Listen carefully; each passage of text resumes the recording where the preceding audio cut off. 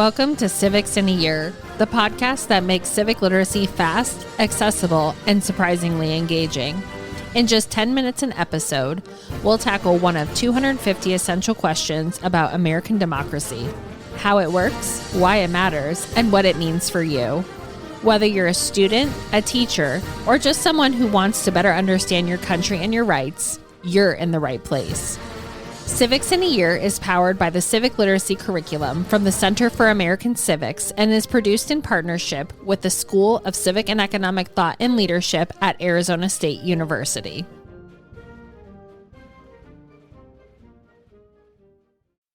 Hi, my name is Emma. I'm from Arizona and I'm in 9th grade, and I want to know what the phrase "all men are created equal" means.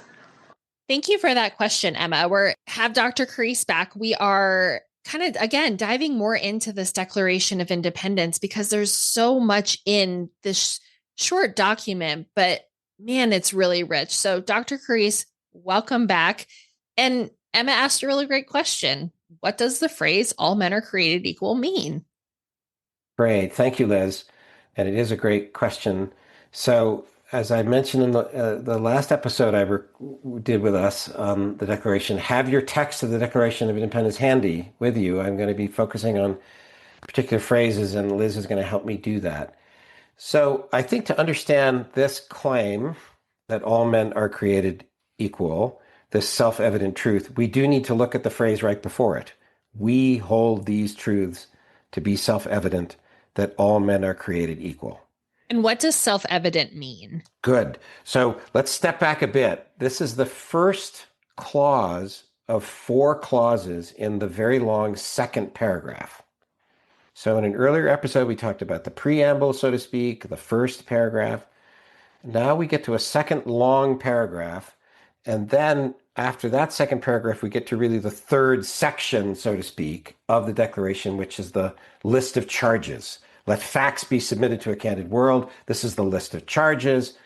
Sean Beinberg has talked with you about the specific complaints against King George III and against the Parliament. But here we are in the second paragraph, big, long second paragraph. This is the first section of it. And if you have your text in front of you, you notice there are a whole bunch of words leading up to pursuit of happiness. Then there's a period, and then there's a double dash. Period's a problem. I'll get to that later. But the double dashes separate this big, long paragraph into 4 sections. Okay, so here we're in the first subsection of the second paragraph. What does "all men are created equal" mean? Well, the opening claim is there are truths. Now, in the earlier session, we talked about the laws of nature and nature's God. That would seem to be the foundation for the truths that are now held by these signers to be self-evident. They are declaring, we hold these truths to be self-evident. Self-evident is a phrase used throughout Western philosophical discourse, but the classical Greek and Roman philosophers at least had the ingredients of it. And in the medieval period, Thomas Aquinas talks about self-evident propositions, including applying to not just logic, but to political and moral questions. Something being obvious to a reasoning person who works through and thinks through and argues their way through some reality. And again, applying to human beings about moral and ethical and political questions, self-evident is used. So this is a logical, rational argument that any reasonable, fair-minded person would be able to hold as we hold the following statements. And it turns out there are a lot of them here. It goes into the second subsection as well. But the first of them, self-evident truths, is that all men are created equal. And we're going to talk about what men means and what all means and what equal means. But in general, here we have what's called the natural law tradition of reasoning and thinking, which again starts with ancient Greek and Roman philosophers. It continued in the medieval European Christian tradition of philosophy into the Enlightenment period that's most directly influencing the Americans. And this is a view that human beings can discern in the frame of reality regular patterns which have got to be put there by a divine mind. That's the laws of nature and nature's God in the first paragraph. This is not random. And then applied to human beings and human nature, it's not random that we are the way we are, and we're inclined to think and to act in certain ways. We have challenges. So unlike the laws of physics, where if you drop a bowling ball out a second-story window, it's going to act exactly the same way, given that we're on this earth with these other physical laws involved, right? Human beings are more complicated than that. So the laws of nature as applied, the end of nature's God as applied to human beings, a little more complicated, a little messier. But human beings are called to live up to certain principles of justice that are embedded in our nature when you're born as a human being. And then as communities of people, small to medium to large, the communities then, political communities, are supposed to live up to these natural laws within us. That's the tradition of philosophy that Jefferson for the committee, Jefferson for the Second Continental Congress, and then the whole Congress is endorsing in the Declaration. So human equality is now inserted as the first of these self-evident truths. And I read all men are created equal as all human beings are created equal. And this is a momentous statement and occasion and moment in all of human history to make this claim. The Creator, we learn in the next clause, has endowed all human beings with certain unalienable rights. We'll get to that in the next episode, what it means. But here we're getting the view that one of the highest principles of natural law thinking applied to politics, embedded in our nature, is that all human beings are equal in certain ways. Now, let's follow the guidance of Abraham Lincoln, who's been invoked in earlier episodes.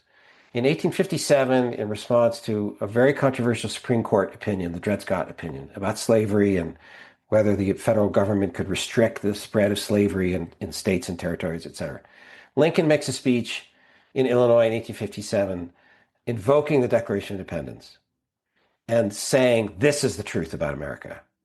And the Supreme Court has got it wrong about the meaning of the Constitution and the amendments to the Constitution because they've gotten the Declaration of Independence wrong. What the Declaration of Independence means, says Lincoln, is that all human beings are created equal. Not equal in every sense, he says. For example, we're different in size, we're different in intellect, we might be different in abilities, he uses the phrase social capacity, but we're equal as to certain fundamental rights.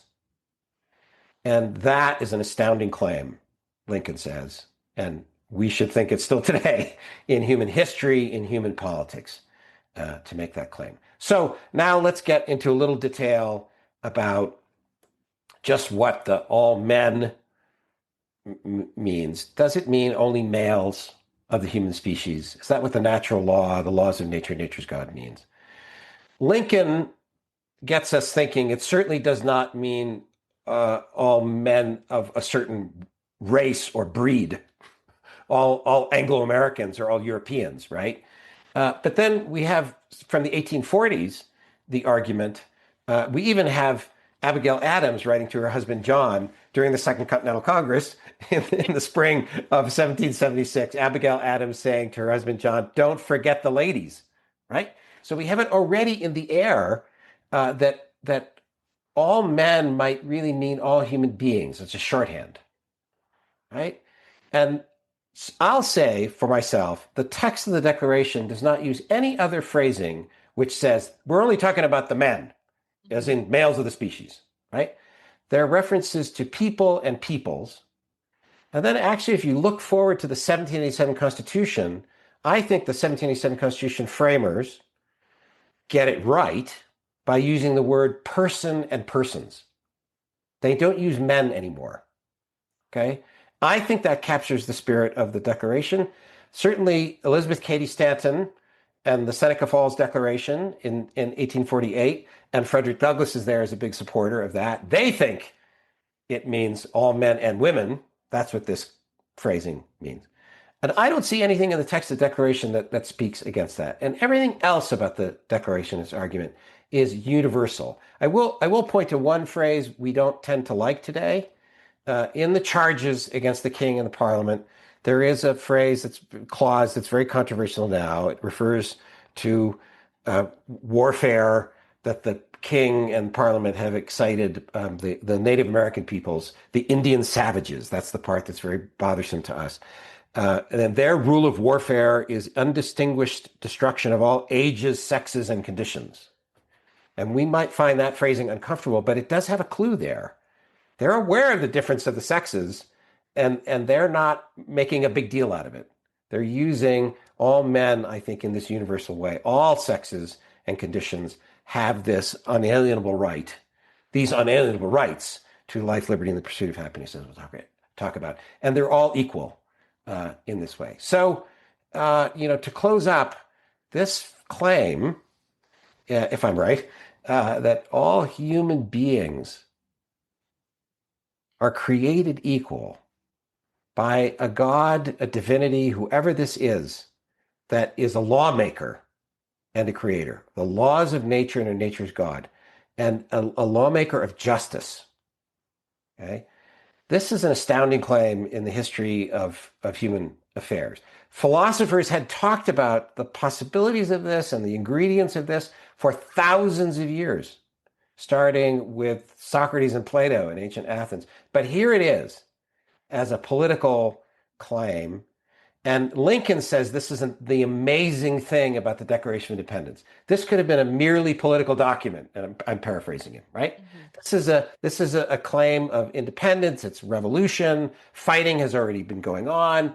They could have just kept it as a political document, he says, but they insert into it a philosophical argument and claim of justice, which is imperfectly achieved, Lincoln says, at the beginning, from July 1776 onward, but it lays down a marker. It lays down a principle and a standard for amelioration, reform, progress toward fully implementing this astounding claim that regarding these particular rights, and we're going to talk about it in the next episode, all human beings are created equal in this way. So this sets forth the age of revolutions, it's called by historians and scholars.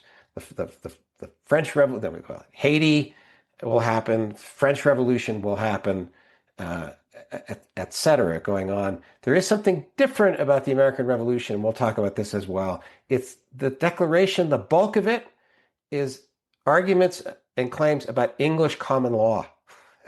So this is the moderate revolution, the not completely radical revolution. We'll talk about that some more, but not to lose the headline, right? Lincoln points us to an important reality we got to grapple with.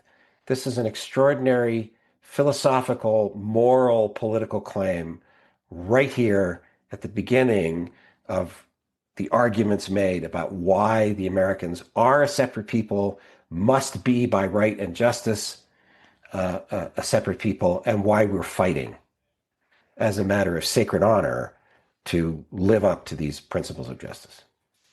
Dr. Crease, going to ask really quick, what is the speech by Lincoln called in case listeners want to look that up? It's usually referred to as the Dred Scott address, Lincoln's speech or address on the Dred Scott decision. It's before the Lincoln-Douglas debates. He refers to Senator Douglas having spoken just a week before about this, and he now wants to respond. And then Lincoln will decide to run for the Senate race in Illinois in 1858, and will call out Douglas to debate him publicly, and Douglas agrees. But so this is 1857. This is before that, but you can easily find it, and it's an extraordinary address.